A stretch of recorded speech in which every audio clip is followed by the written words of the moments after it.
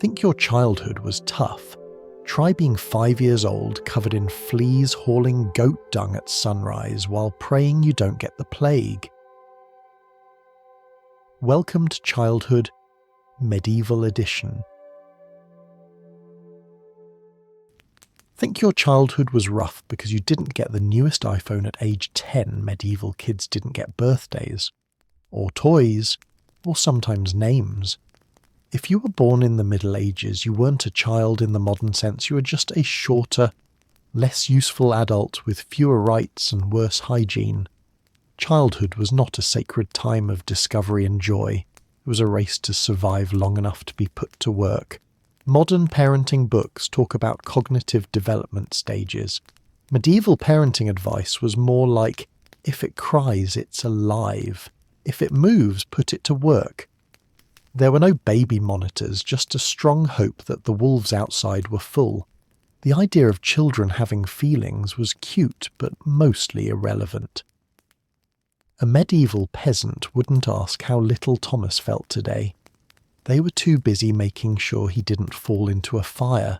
You know those toddler leashes some parents use today. Back then they probably tied kids to furniture, so they wouldn't walk into the livestock pen and get kicked by a donkey. And honestly, that was the responsible parenting option. If you were a noble child, you were sent away at age 7 to someone else's castle to serve and learn. If you were poor, you didn't need to leave home, misery came to you. School dream on. Most children were considered functional once they could carry a bucket without spilling it.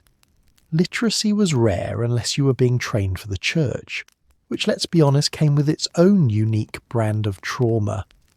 By age 6 or 7, kids were already working in fields, tending animals or chasing rats out of the pantry. Childhood was more of a brief technical delay before servitude kicked in. And forget about playing. The only games medieval kids had were based on survival, like who can outrun the angry goose or let's pretend this stick is a sword and not a parasite hotel. If they were caught doing nothing, parents didn't ask if they were okay. They assumed the child was possessed or lazy, and either way someone was getting smacked. Free time was for saints, not small humans. The worst part, nobody cared. There was no Instagram post with the toddler life or debates over parenting styles. A child was born, survived if lucky, worked if possible, and died early if not. They weren't babied, they were built for labour. Even the church, for all its moral declarations, wasn't interested in childhood innocence. It cared more about original sin than about bedtime stories. Today we talk about letting kids be kids. In the Middle Ages, no one knew what that meant. Childhood was a blur of hunger chores and fleas. Kids weren't protected, they were exposed. To weather, to war, to work, to weird medieval diseases with names like the scrofula. And if they made it through, they got the ultimate prize, a life of more suffering, but now with back pain. You think it's tough being the middle child today? Try being the 5th born in a village where 3 of your siblings are already buried under a nameless rock. Attention. That was for nobles, or maybe the village donkey. You, on the other hand, were lucky if someone remembered not to feed you mouldy barley for breakfast. Still romanticising the Middle Ages. Next time someone says, "I wish I lived in simpler times," remind them those simpler times involved a 10-year-old harvesting turnips with bleeding hands while his dad threatened to trade him for a goat. There was no age-appropriate anything. Childhood wasn't a phase, it was a liability. One that had to end quickly, or just end. Let's set the scene. You're being born in a one-room wooden hut that smells like old turnips, pig breath and despair. There's no doctor, no sterile gloves, no comforting background music. Just a screaming mother, a midwife with more superstition than skill, and a family goat that won't stop staring. The floor is dirt, the tools are rusty, and if you're lucky, the knife used to cut the cord wasn't just used to gut a fish. You're not entering life gently. You're crashing into it with blood on your face and manure under your feet. Birth in the Middle Ages wasn't magical, it was a group panic event. Midwives would chant prayers, mutter incantations, and apply whatever random ointment the local herbalist claimed worked last Tuesday. Sometimes they'd smear things on the mother's belly like sheep dung or mashed onions, because if it smells strong, it must be medicine, right? If things got complicated, the solution wasn't a C-section, it was more like, well, we tried nothing, and we're all out of ideas, and don't expect the father to help. Dad's role was usually to stay outside and pray, which translated to nervously sharpening tools, drinking heavily, or just pretending to be very busy with the oxen. Birth was considered women's business, dangerous, messy, and best done where no one respectable had to watch, which is wild considering how public the process could be. Curtains, privacy. Those luxuries were reserved for people with real walls. Newborns didn't get a warm welcome. They were slapped to prove they could cry, dunked in cold water to toughen them up, and sometimes not even named for days, because why bother naming something that might die before the next moon cycle? Baptism was urgent not out of joy, but panic unbaptized babies were thought to drift in purgatory like ghostly orphans. So the church rushed in to splash some water and stamp them spiritually valid before nature could pull the plug. And if you're imagining the baby wrapped in something soft and warm, don't. Swaddling in the Middle Ages meant tying a baby up like a tiny burrito with the firmness of a medieval straitjacket. The idea was to keep their limbs from growing crooked, because clearly nature couldn't be trusted. The result, babies looked less like cherished angels and more like mildly cursed loaves of bread left on a shelf to ferment. So yes, being born in the Middle Ages was less like arriving into a loving home, and more like getting drafted into a war you didn't sign up for. Covered in blood, surrounded by filth, blessed by fear and expected to survive despite zero odds.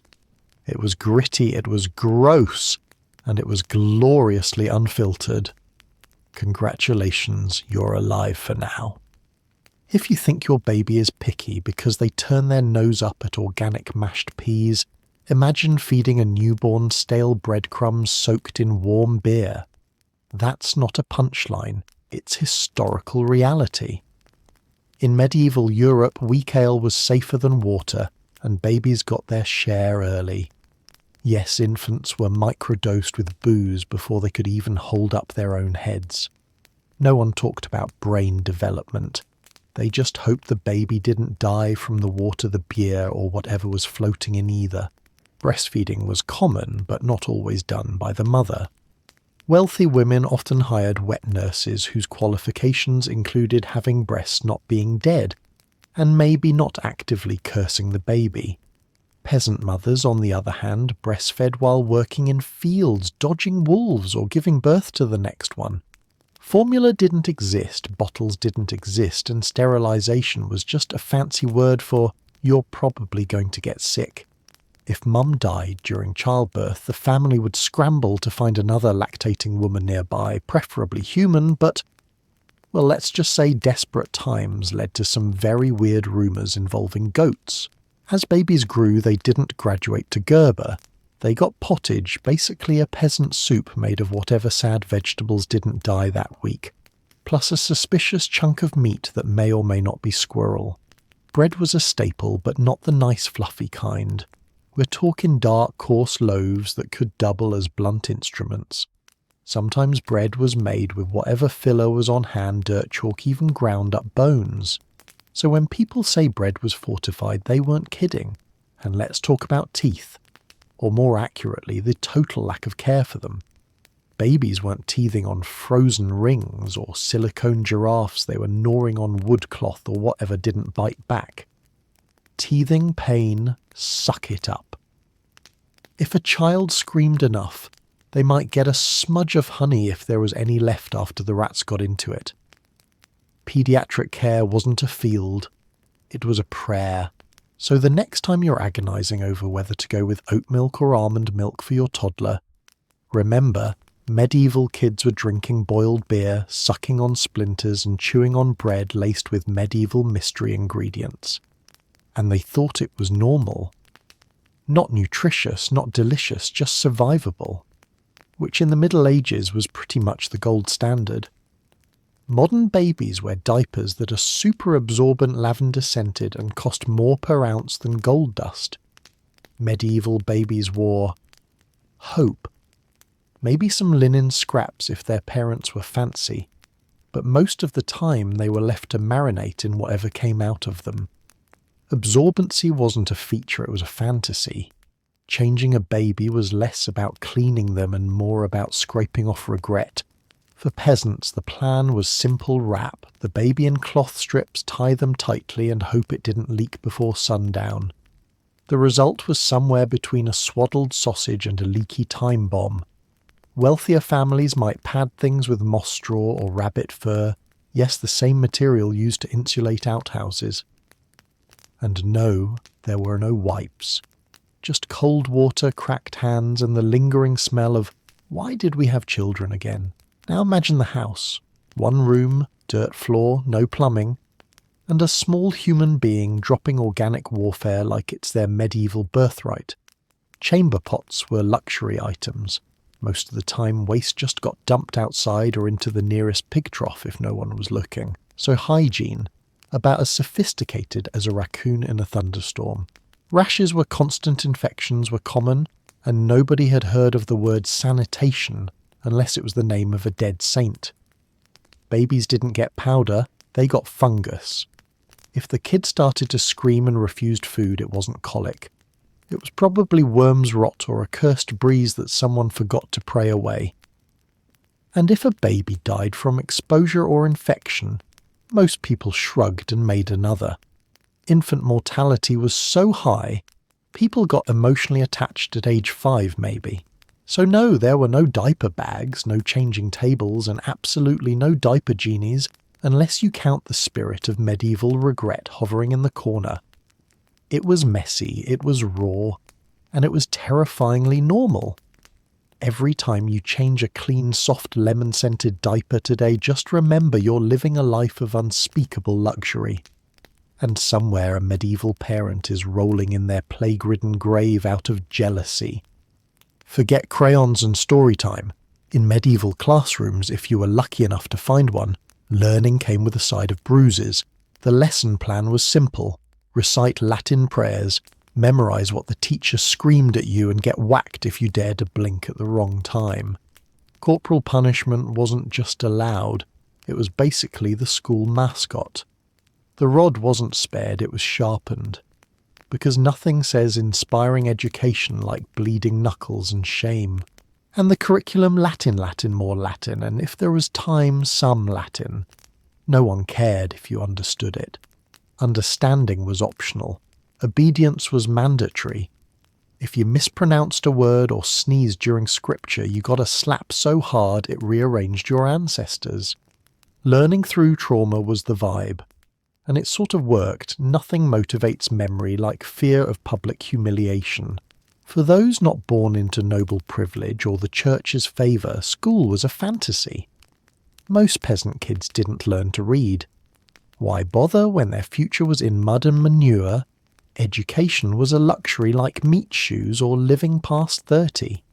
If you needed to count, you used your fingers. If you needed to write tough luck. Illiteracy wasn't a flaw, it was a standard setting. Now, if you were a noble child or somehow snuck into a monastery school, things got a little fancier. There were scribes, candles, books chained to tables, and lots of chanting. Monks taught lessons with a mix of fear theology and the occasional demonic illustration. One wrong answer, and you'd get a lecture on eternal damnation and a smack with a birch stick. By age 10, you either knew your psalms or knew how to fake tears convincingly. And let's not forget the church's role in all this. Education existed mostly to make sure you feared God properly and didn't question authority. The ABCs came second to the Book of Revelation. Doubt was dangerous. Curiosity was suspicious.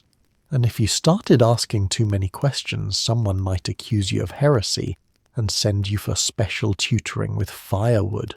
So next time you see a kid complaining about homework, just whisper this: at least your math teacher isn't legally allowed to hit you with a stick and then burn your notebook for being possessed. Medieval schooling where the mind opened only after the knuckles bled. Let's talk about toys.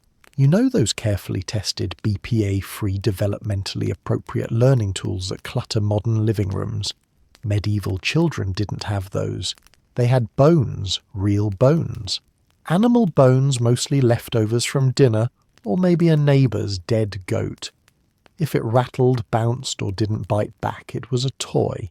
Sheep knuckles were basically the Lego of the 13th century. Kids would toss them, carve little faces on them, or just chew on them until the Black Death arrived. Dolls. Sure, if your definition of a doll includes a lump of cloth stuffed with hay dirt or pure emotional neglect. Wealthier families might have wooden figurines with jointed limbs, but poor kids, they got creative with trash. Because nothing says childhood like lovingly naming a rat skull so chew a lot. Games were equally bleak. Let's pretend this stick as a sword usually ended with someone getting stabbed in the face. Hide and seek was fun until you hid in the pig pen and learned what tetanus smells like. Competitive rock throwing, a crowd favourite. Hopscotch. Only if the roads weren't covered in dung. Playground safety rules weren't just ignored, they hadn't been invented yet. And yet somehow they played. Laughter echoed between crumbling cottages and thatched roofs, mixing with the moans of livestock and the distant wheezing of the village leper. Because even in a world where fun could give you rabies, kids still found ways to be kids. They chased chickens, rolled hoops, made mud pies with actual parasites in them, and called it joy. Imagination is a powerful drug, especially when you're starving and sleep deprived. So before you roll your eyes at a kid who throws a tantrum over not getting the latest gaming console, remember medieval children made action figures out of femurs. Their playroom was a graveyard. Their toys were future museum exhibits labelled childhood trauma in oak. And somehow that was the happiest part of their day.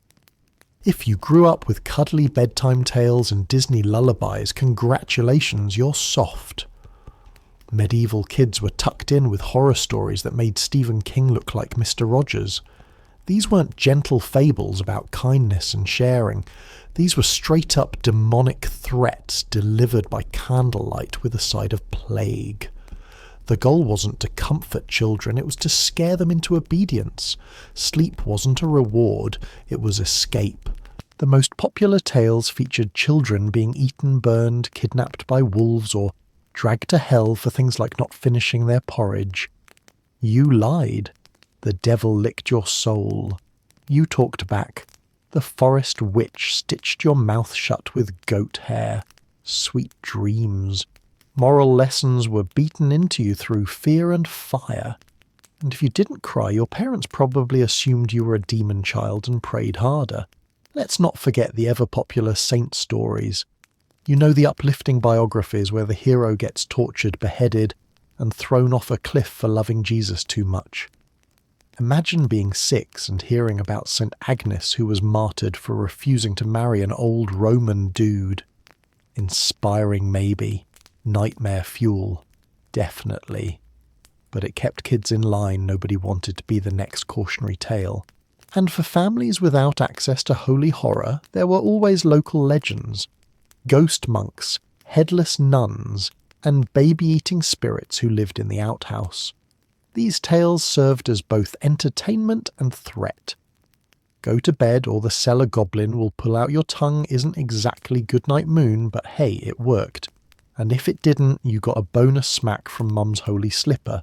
So the next time you see a child snuggled under a weighted blanket, listening to sleepy whale sounds on an iPad, remember this medieval kids fell asleep on straw mats in cold rooms, covered in fleas, trying not to imagine the devil chewing on their toes. And somehow they still woke up in time to milk a goat. Now that's character development. You know that adorable baby outfit with the little bunny ears. Yeah, medieval kids wore something slightly less photogenic. A single itchy tunic, usually the same colour as dried mud and twice as stiff. Fashion didn't exist. Function barely did. Clothes were designed for maximum suffering and minimum cost. If it didn't fall apart during a thunderstorm or catch fire near the hearth, it was considered premium quality. Children often wore hand-me-downs, which sounds charming until you realise that meant wearing the lice sweat and spiritual trauma of your older siblings. There were no sizes, just vibes. You grew into your clothes, then kept wearing them long after you'd grown out. Pants weren't common for kids, especially poor ones. Why waste good wool when you could just let your legs freeze and toughen up? Washing clothes, that was a luxury and a risk. Soap was made from Ash's urine and the crushed dreams of cleanliness. Clothes were rarely laundered, and when they were, it was done in freezing rivers by women who had accepted frostbite as a way of life. Your outfit reeked of smoke, sweat, and seasonal rot, and if it got wet it doubled its weight and tripled its smell. You didn't change clothes, you just added layers of shame. Shoes were rare and precious. Many kids didn't have any, which meant they walked barefoot on cobblestones, thorns dung, and plague puddles. Rich kids got tiny leather boots that took 6 weeks to make and 5 minutes to outgrow. Poor kids got calluses, and tetanus, and possibly a worm infestation from stepping on mystery slime in the village square. So no, there were no matching outfits, no adorable hats with ear flaps, and certainly no seasonal wardrobes. You wore what you had until it disintegrated or fused to your body. Comfort was for the afterlife. And style. If your clothes weren't crawling with bugs or on fire, you were the best-dressed child in the village. Forget swings and jungle gyms. Medieval children played in spaces that were 90% dirt, 10% despair, and 100% biohazard. The village square wasn't a playground. It was a microbial battlefield where you could contract 5 different fevers just by falling on the wrong patch of mud. Every stick was potentially cursed, every puddle had things living in it, and every rat was a 4-legged pathogen with teeth. Playdates weren't about fun, they were about dodging dysentery together. The most popular activities involved running, screaming, throwing rocks, and surviving. Games like tag were sometimes replaced with try not to get gored by the livestock, or let's poke that dead thing and see what happens. Spoiler, what happened was usually bad. Kids climbed trees infested with angry birds, rolled in grass that doubled as flea housing, and splashed in streams that moonlighted as sewage canals. You could practically hear the bacteria cheering. And yet there was no adult supervision. Parents didn't hover, they hoped. Hoped you came back in one piece. Hoped you didn't find that one well with the cursed frog in it. If a kid broke a bone, the nearest medical help was a drunk guy with a wooden splint and a prayer. If you got a splinter, you either pulled it out yourself or named it and accepted your new wooden roommate. Infections constant. Boils, rashes, scabs, and mystery growths were just part of the scenery. Some kids didn't even bother mentioning when something hurt they were saving that complaint for real emergencies like demonic possession or bear attacks. No one had hand sanitizer, no one had antibiotics. If your immune system wasn't a medieval warlord, you simply didn't make it past your first mud fight. So yes, kids played. But it was the kind of play that doubled as an audition for natural selection. No rubber mats, no helmets, no rules. Just raw chaos, loud laughter, and a very real chance of catching plague from a shared stick. And you thought the monkey bars were dangerous. If you were born into a noble family, congratulations, you won the medieval lottery.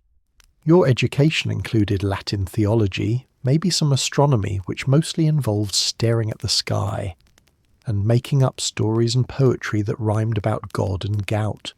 You had a personal tutor, usually a bored monk with unresolved anger issues, and a stick long enough to reach your soul. Your classroom was a cold stone room, Your chair a backbreaker, and your reward for getting the answer right, slightly less shouting. Now if you were born into a peasant family, your tutor was the family cow. And your first lesson, don't stand behind it.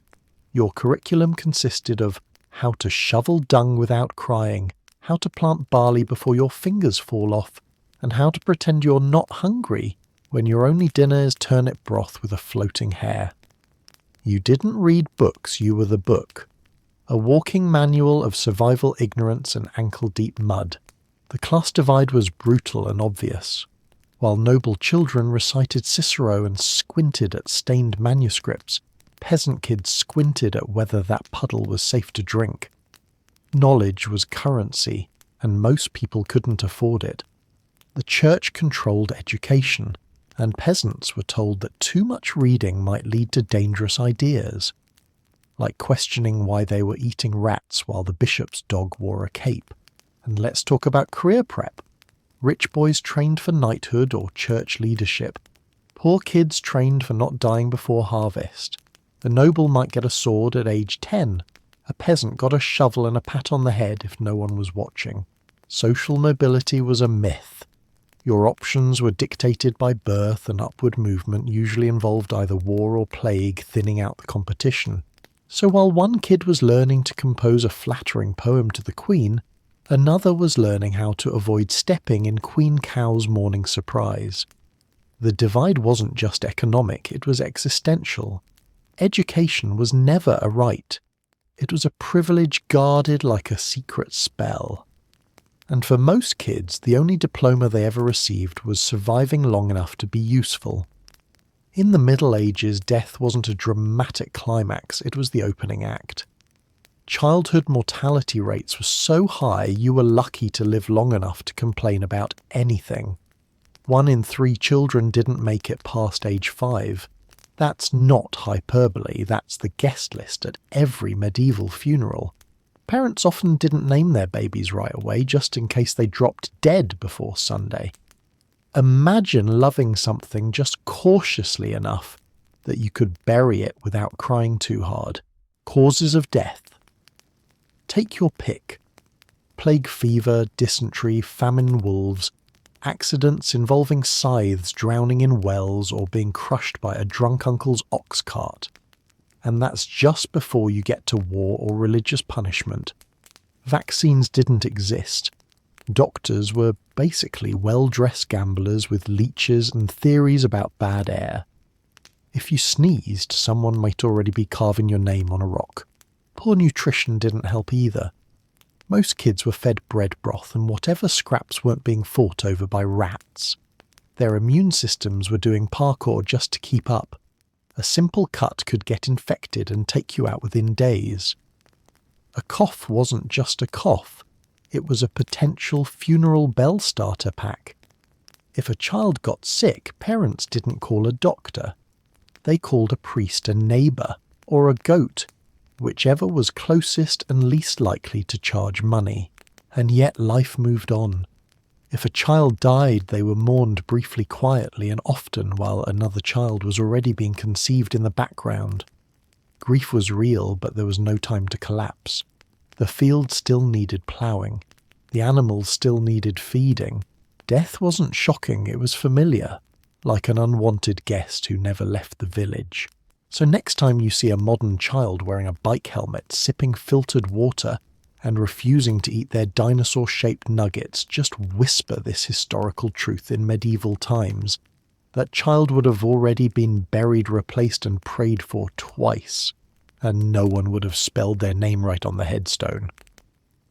Forget hugs and bedtime kisses, medieval parenting was more project management than emotional support.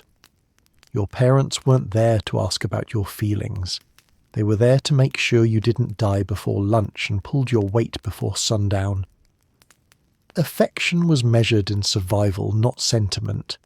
If your father didn't yell at you before sunrise, it probably meant he was dead or saving his voice for the goat.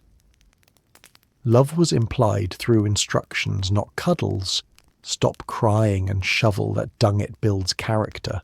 Mothers were usually too busy giving birth cooking over open flames and battling cholera to sit down for a heart-to-heart. Breastfeeding while stirring gruel with one hand and swatting flies with the other was considered multitasking, not bonding. If you made a mess, you didn't get a timeout, you got a lesson in soap making, followed by a lecture about how soap doesn't grow on trees except when it literally did, but they didn't care. Parenting books didn't exist. If you wanted advice, you asked your neighbour's 11-year-old, who'd already buried 3 siblings and was practically a veteran. Nobles were slightly more hands-off in the send the kid to another castle, and forget they exist kind of way. Noble children were often raised by servants, wet nurses and tutors who had all the authority and none of the actual emotional investment. You might see your noble father twice a year, and only if you were dying or inheriting land. Fathers were especially distant figures, providers of stern warnings, political alliances, and occasionally a new stepmother who was barely older than you. Family dinner. That was for peasants with food and time. Discipline wasn't gentle. It was swift, public, and occasionally poetic. Children were beaten for lying, laziness, fidgeting, or breathing with too much attitude. Punishment was viewed as a moral duty. You weren't being abused, you were being corrected by God's will, ideally with a stick, a prayer, and a stern lecture about sin. Tears weren't discouraged, they were ignored. Because if you had time to cry, you probably had time to do more chores. So no medieval parents weren't reading parenting blogs or wondering about screen time limits. They were raising tiny workers in a collapsing society. Love was practical, rough-edged, and often delivered with blistered hands. If you survived into adulthood, you didn't thank your parents for their warmth. You thanked them for not accidentally selling you during a grain shortage. 12 years old today means braces, awkward selfies, and maybe learning algebra. In medieval times it meant marriage contracts, dowry negotiations, and hoping your new spouse didn't have gout. Puberty didn't signal adolescence, it signalled eligibility. You bled. Congrats, you're a bride. Your voice cracked. Better start plowing like a man. Childhood ended not with a graduation, but with a wedding feast you probably didn't understand and definitely didn't want. For noble families, marriage was a business merger with less affection and more livestock. Parents arranged unions like they were playing Monopoly, except the properties were human children and the currency was sheep. If you were lucky, you got someone vaguely your age. If not, you got a balding war veteran who thought romance meant not dying on your wedding night. Love that came after property rights, or never. Mostly never. Peasant marriages weren't as formal, but they weren't much more romantic. If 2 teenagers worked the same field and didn't die of disease first, they were often considered functionally married by the community. The priest showed up eventually if he wasn't too drunk or busy exorcising the neighbour's chickens. Marriage didn't require passion, it required utility. Could you milk a cow? Could you dig a trench? Great. You're hitched. And don't think divorce was an option. Once married, you were stuck through plague, famine, and mutual bitterness. If things went south, you could separate, but only if you were rich enough to make it the church's problem. Most just suffered in silence, occasionally supplemented by loud arguments and a thrown chicken. If your spouse ran off, you had 2 choices: pray for their soul, or replace them before winter. So yes, you could be married by 12, pregnant by 13, and a widow by 15. Life came fast, hard, and legally binding. And the next time a kid complains about being single at prom, remind them that in the 1300s, their crush might have been a 40-year-old man with one eye and a strong opinion about wheat yields. Forget carnivals and cotton candy. Medieval fun involved a man screaming while his entrails were removed in front of a cheering crowd. Executions were public, theatrical, and disturbingly festive. Families brought snacks. Children sat on shoulders for a better view. Street vendors sold meat pies while someone lost a limb. It wasn't just justice, it was entertainment.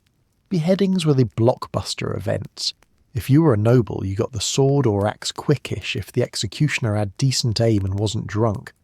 For peasants, it was a bit messier hanging burning, or sometimes the wheel look that one up if you never want to sleep again. People clapped. They laughed. They took moral lessons like don't steal a loaf of bread unless you want to be flayed in front of your cousins.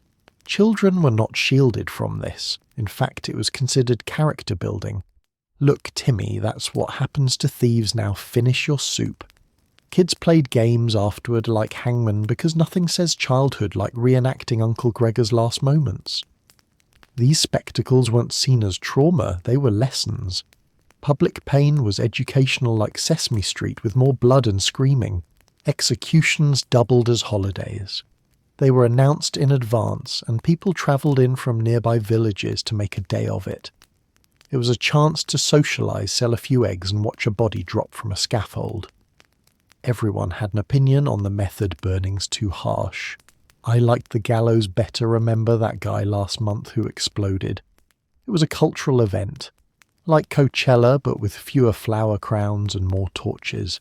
So next time you're bored at a family gathering and someone suggests a group movie night, just remember in medieval times the feature presentation was a live human disassembly with a moral attached, and the kids front row wide-eyed holding their pig bladder balloons. If modern parents use tablets to keep their kids quiet, medieval parents used the crushing weight of eternal damnation. Religion wasn't just part of childhood, it was childhood. From the moment you could mumble, Amen, you were being told that invisible beings were watching your every move, judging your thoughts, and possibly preparing a fiery afterlife because you stole a turnip. The Holy Trinity was less about love and more about surveillance. Jesus loved you, yes, but he also saw everything, especially when you were picking your nose during Mass. Church was mandatory. No matter your age, no matter the weather, no matter if you had diarrhea from the mystery stew the night before. You went, you sat. You listened to a man in robes chant in Latin a language you didn't understand about sins you didn't know you were committing. If you fidgeted, you got slapped. If you asked questions, you got really slapped.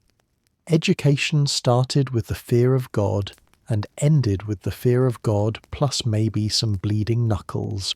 Children were expected to confess sins they couldn't pronounce. Didn't say your prayers. That's a black mark on your soul.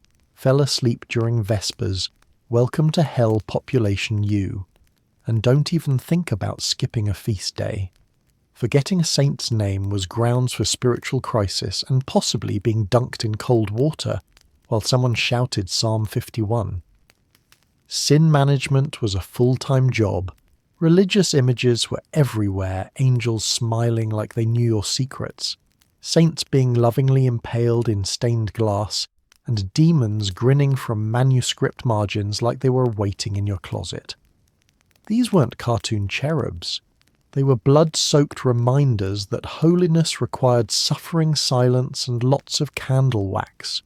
Your bedtime story was a martyr's bio. Your lullaby, Gregorian chanting and distant screams from the penitent, and if your parents needed you out of the way, they just threatened you with purgatory and parked you at the church. Religion babysat with fire and brimstone. Be good, or St. Michael will find you, they'd whisper, and suddenly you were a model citizen for about 6 minutes. So, while modern kids get bluey, medieval kids got the Book of Revelation. Same goal, very different vibe. If your kid today has a runny nose, you call a paediatrician, Google 47 contradictory diagnoses and quarantine the whole family. In the Middle Ages, a runny nose meant you were still winning. Being a little sick was basically a medieval badge of honour proof that you hadn't died yet. Children were almost never healthy. At best, they were just less ill than usual. Coughing standard, rashes inevitable, worms.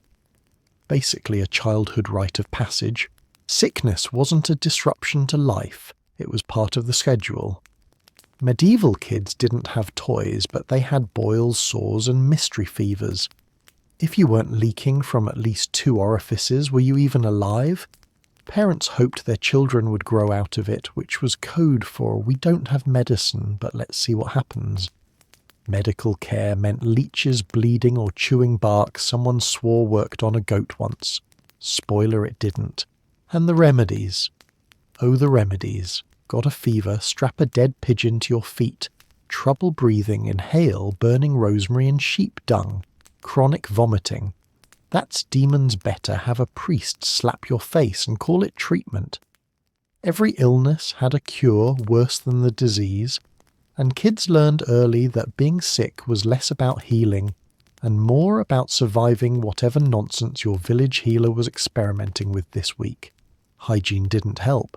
Kids played in filth, drank questionable water, and shared bedding with fleas rats and possibly an uncle with tuberculosis. Bathtubs were rare, hot water was suspicious, and soap was made from things you wouldn't feed your enemies. Bathing too often was thought to cause illness, so many families just opted for the layer of protective grime strategy. It worked about as well as it sounds. So yes, children in the Middle Ages were walking germ museums with medieval immune systems forged in the fires of dirt and desperation. Sickness wasn't something they caught, it was something they had. Constantly. And when they finally recovered, great news, smallpox is going around again. Better start planning your next fever. If your kid complains about cleaning their room, try handing them a bucket and saying, "Go collect chicken guts before the sun sets or we don't eat." That was Tuesday for medieval children. There was no chore chart with glittery stickers, just the expectation that your small body would be useful from the moment it could stand upright. Childhood was a full-time job. Sleep was unpaid leave, and whining was a punishable offence. Tasks started early. At age 4, you might be scaring crows from crops with nothing but a stick and optimism. By 7, you were hauling firewood, feeding pigs, and possibly learning how to plough fields while dodging hoofs and existential dread. No one asked if you were ready. You were ready by default, or you starved. Laziness wasn't a phase, it was a crime against the family workload. Chores were dangerous, filthy, and occasionally life-threatening. Fetching water meant walking to a well that may or may not have rats doing synchronized swimming in it. Washing clothes involved icy rivers, raw knuckles, and maybe tetanus. Herding animals, good luck not getting kicked into a coma by an annoyed cow.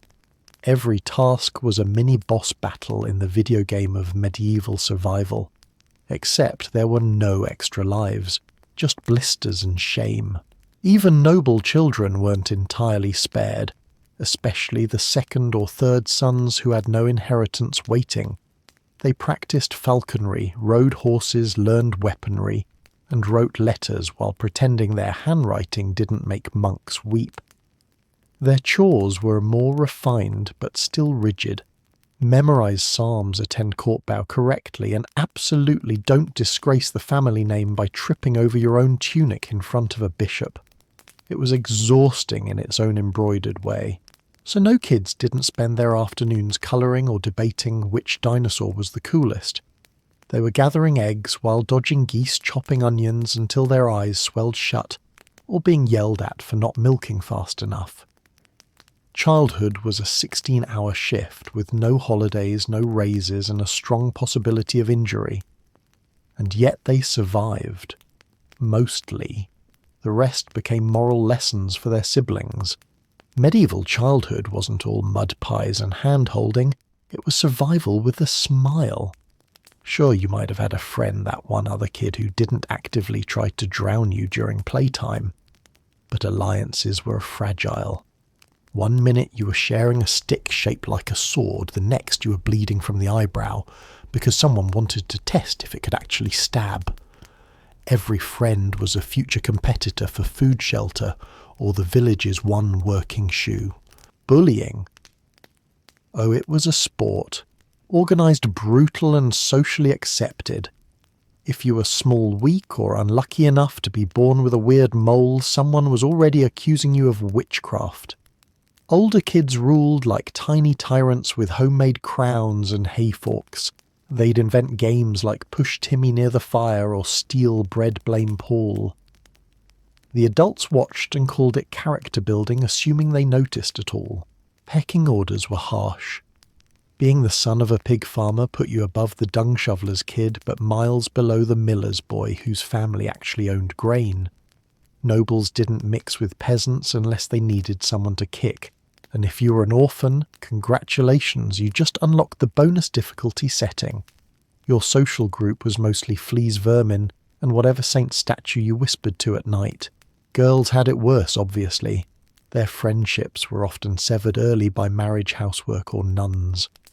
Competition was fierce, not for popularity, but for survival. Who could sew fastest, cook best, or carry water without collapsing? A dropped bucket could cost you a day's worth of food and your only friendship.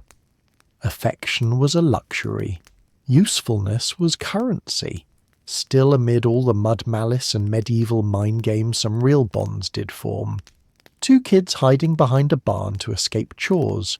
A shared laugh while pretending a dead frog was a prince. Tiny scrappy moments of joy in a world that didn't care whether you had anyone to talk to, so long as you kept your mouth shut and your hands busy. Modern puberty means acne, weird body smells, and yelling "you don't understand me" at your parents. Medieval puberty meant your voice cracked, and someone handed you a shovel, a sword, or a spouse. There was no awkward transition. No finding yourself. You hit puberty and society said, "Great, you're miserable and hormonal. Time to start producing labour or heirs." There was no such thing as being a late bloomer. You bloomed fast or you got plucked. For boys, it often meant work. Real work. If you weren't already breaking your back on the farm now, you were officially promoted to doing it without supervision. Or worse, drafted. Yes, puberty meant you were now eligible for the village's preferred team-building exercise war. Off you went to serve a noble cause, which was often code for "please die in this muddy field, so your lord can have more land." And if you lived, congrats, you got promoted to veteran at age 17, complete with a limp and a 1,000-yard stare. Girls had it no better. Puberty didn't mean empowerment, it meant eligibility. The moment you got your period, your body became public property, assessed, discussed, and handed off. Marriage was fast-tracked. Childbirth was expected.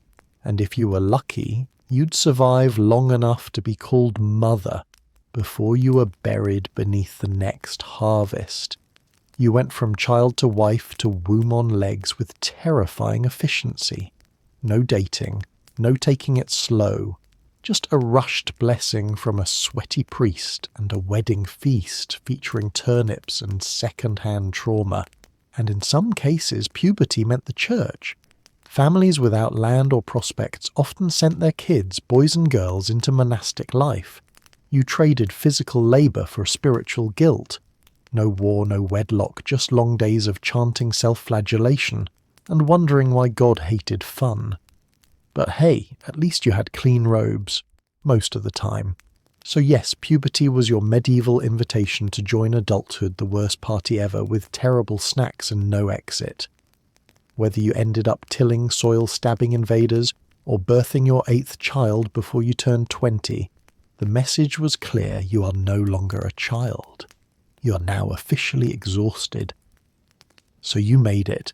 You dodged dysentery, escaped wolf attacks, didn't die from eating suspicious porridge, and somehow avoided being married off to your cousin at 13.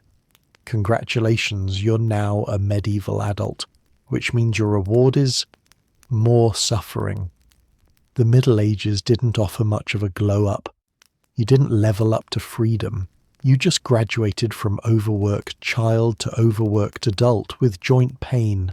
Now it's time to do everything you watched your parents do, only worse. Because now you're responsible for tiny humans who may or may not live through the week. You'll rise before the sun, labour through rain and plague, and go to bed with a bad backer worm infection and no health insurance because leeches don't count. Taxes are extracted by sword point. Your landlord can legally steal your cow for sneezing near his fence, and if the crops fail, you either starve or eat boiled grass until your teeth fall out. Life expectancy. If you hit 40 people assumed you were part wizard. Even the good days were bad. Good day meant no one in the family died and you found a turnip bigger than your thumb. That's it. Fun meant watching geese fight or attending someone else's public whipping. Romance was functional. Birthdays weren't celebrated because keeping track of years was too optimistic. And don't expect emotional growth. The only self-reflection available was in muddy puddles, and even those didn't last long. Religion still loomed, reminding you that all joy was suspicious and probably a sin.